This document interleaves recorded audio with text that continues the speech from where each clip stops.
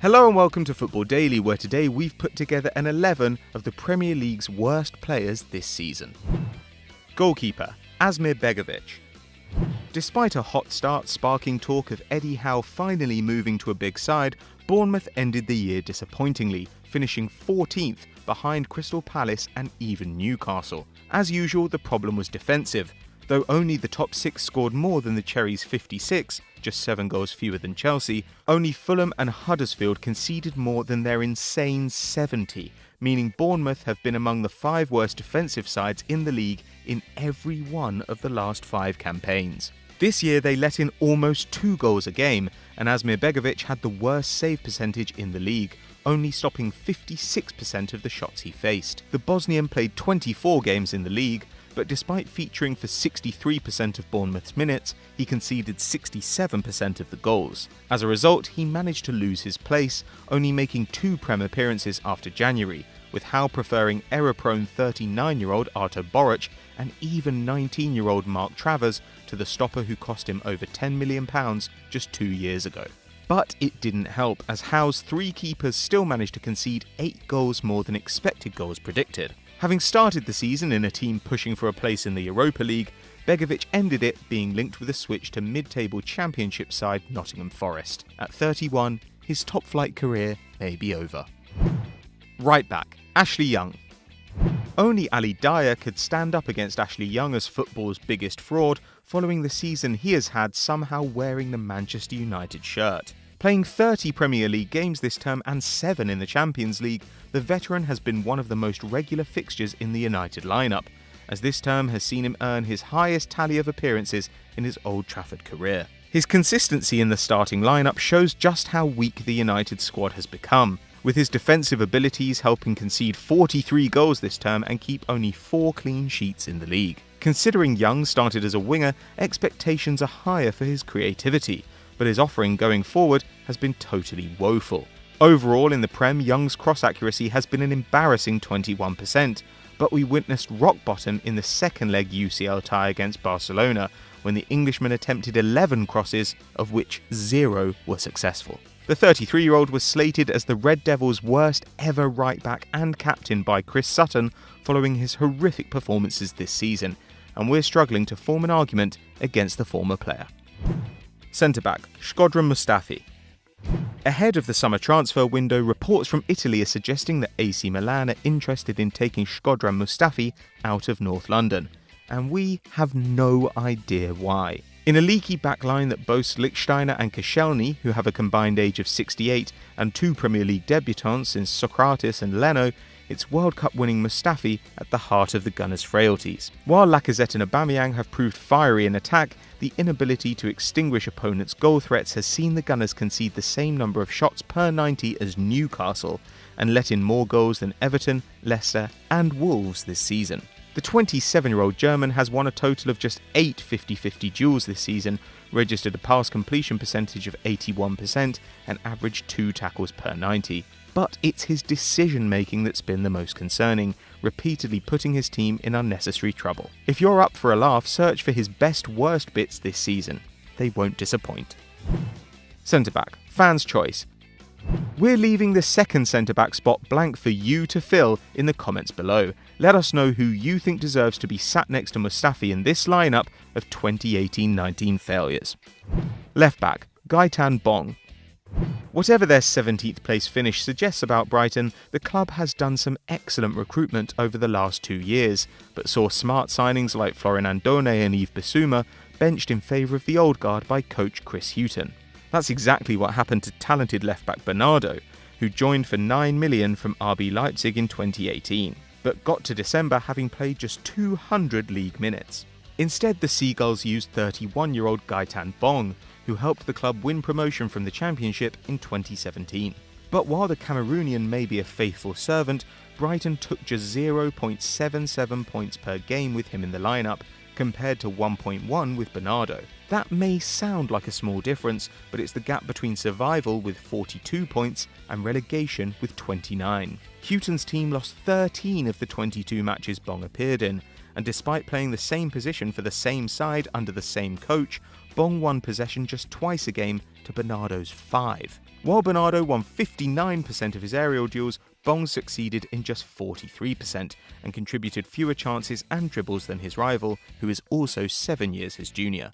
The poor use of the squad saw Houghton lose his job after 4.5 years. Bong will be lucky if he doesn't follow the coach out of the door. Right midfield, Denis Suarez. Taking over from Kim Källström as the most pointless signing in Arsenal history is Denis Suarez, who joined the Gunners on loan in January to give them depth as they competed for top 4 and the Europa League. Suarez worked with Emery at Sevilla, but had played under 600 minutes for Barcelona in 2017-18, making him an odd choice as an impact signing. He ended up having more impact on Arsenal's bank balance than on the pitch, earning 50k a week, but ending the league campaign with just 67 minutes on the field, 100 fewer than Carl Jenkinson. In that time, the Spaniard had 0 shots, produced 0 chances, and though he completed 4 dribbles, he failed with a further 6, before a groin injury put an end to his Arsenal career. The one good thing is that his dismal showing means the Gunners won't waste any of their tiny transfer budget, making the 25-year-old a permanent member of the squad, meaning that a player once wanted by Barcelona and Manchester City will have to look for a home in the Spanish mid-table next season. Centre midfield, Andre Frank Zombo Anguissa. After success in the 2017 playoff final, Fulham returned to the Premier League. Having splurged £100 million on 12 players in the summer, the pressure was on Slavisa Jokanovic to impress in the top flight. It became quickly apparent though that their style of play wouldn't hack it against the big guns in the Prem, and by November, Jokanovic was handed his P45.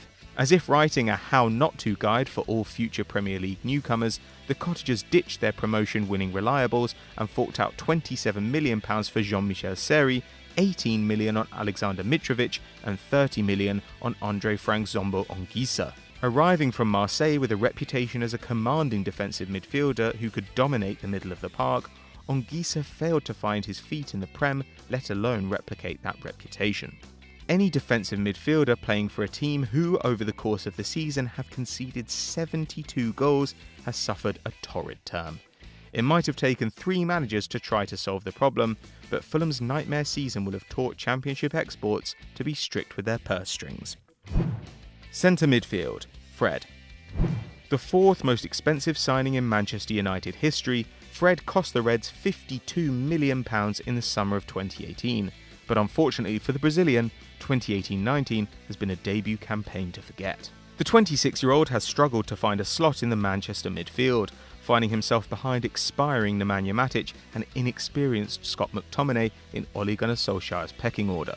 From 13 starts, the deep-lying midfielder has got on the goal sheet once in the league and provided 1 assist too. However, OGS won't be too worried about this lack of creation, as that is not in the Brazilian's remit.